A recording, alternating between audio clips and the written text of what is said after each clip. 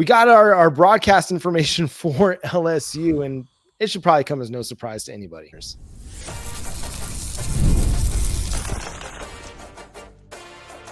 You are Locked On Sooners, your daily podcast on the Oklahoma Sooners. Part of the Locked On Podcast Network, your team every day.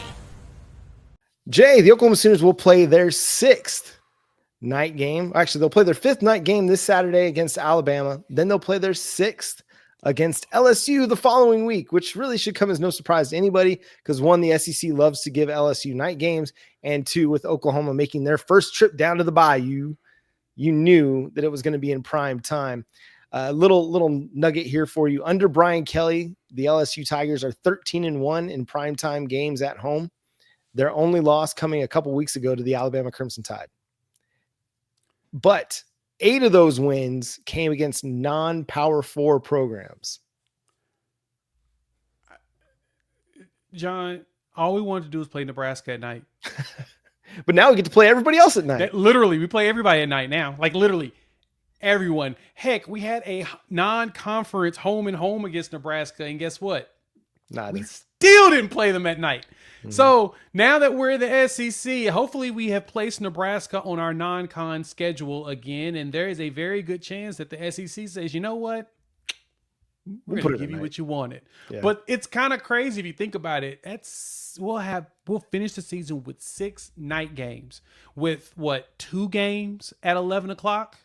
And technically one of those was only at 11 o'clock because we had to move the game because of the weather. Mm-hmm. So it's even more bananas that we kind of looked at the big noon and like, no, we're not doing that no more. Yeah. We're doing midday, late afternoon, or night. And that's it. And I'm going to be honest, I have an appreciation for it, while at the same time, the drive home at night after a game is not as good as I would have anticipated. That midday schedule does feel pretty great. But watching it on television at night, watching Oklahoma Sooners at night, especially at Gaylord Memorial under the lights, it's always a fantastic experience. So it's going to be fun this weekend with Bama. It's going to be even better down there at Death Valley, seeing how crazy it gets there. Yeah, it's going to be an absolute scene, and the fans are going to be jacked for that matchup.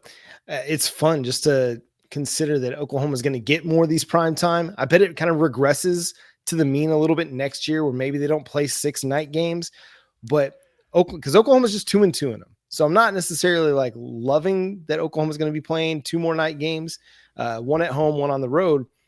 But it's a fun atmosphere, at least, and it's going to be a fun environment. And for college football in general, it's just fun.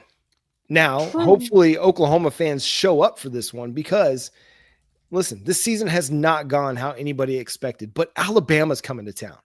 Yeah. Alabama's coming. You got to come. You got to be a part of the atmosphere, got to be a part of the environment. You got to come and make life difficult on Jalen Milroe and the Alabama Crimson Tide. It's just one of those. We don't know the next time Alabama is going to be coming to Norman. Yeah, that's true. We don't know what the schedule future holds for Oklahoma in the SEC. So this is your opportunity to see the Crimson Tide, those numbers on the side of the helmet, rolling into your town. For the first time since 2003? Yeah. Yeah, it's been 21 years since the last time Alabama stepped in the state of Oklahoma to play a game. So, yeah, you're 100% right. You got to take advantage of it. And the good thing is, next year, I don't know about it hitting the mean because we got the same schedule of people next year. There's a really good chance that everybody on our schedule is still good. So they're probably going to have to force us to play all those games at night. My goodness, that's going to be wild. I anticipate that Red River's probably going to be a midday game again. And, which, I totally get it because it makes sense. Everybody liked it, but I digress.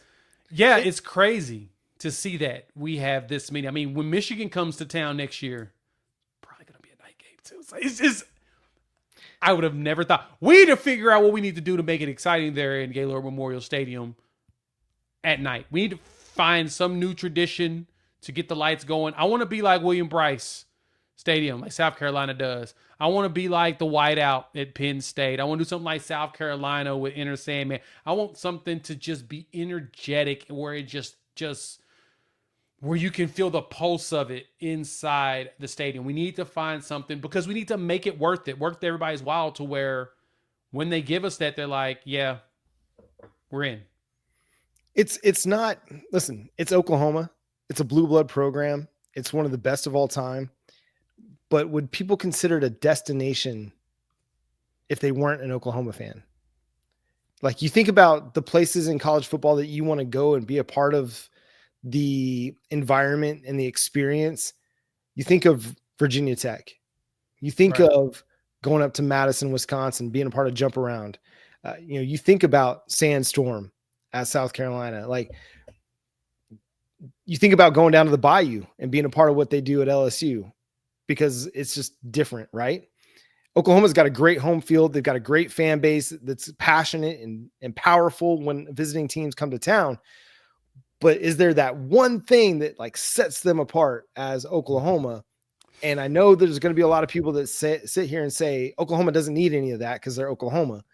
At the same time, we've seen a little bit of the fourth quarter lull, or that third quarter to fourth quarter lull, as they try to introduce different songs and we just haven't found the right fit.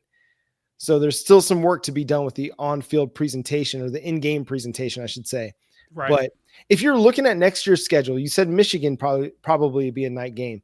Are there others that you look at and you're like, that one's going to be night, that one will be night, that one will be night? The one that pops to me is at Tennessee at Neyland Stadium. I think that one just is prime for another night game. This is probably going to be your night games. At South Carolina at Williams-Brice, because it's a fantastic spectacle. Neyland Stadium against Tennessee.